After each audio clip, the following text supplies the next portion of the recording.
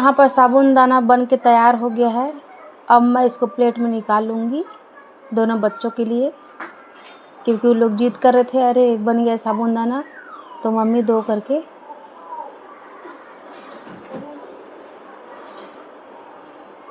देखो कितना सुंदर बना है, बहुत अच्छा से बना है, अच्छा भी दिख रहा है।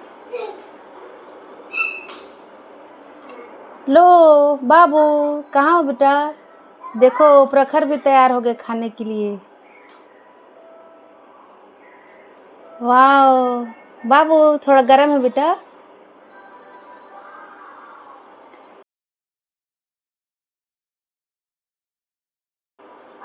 ये रहा हम लोग का बाबा साहब।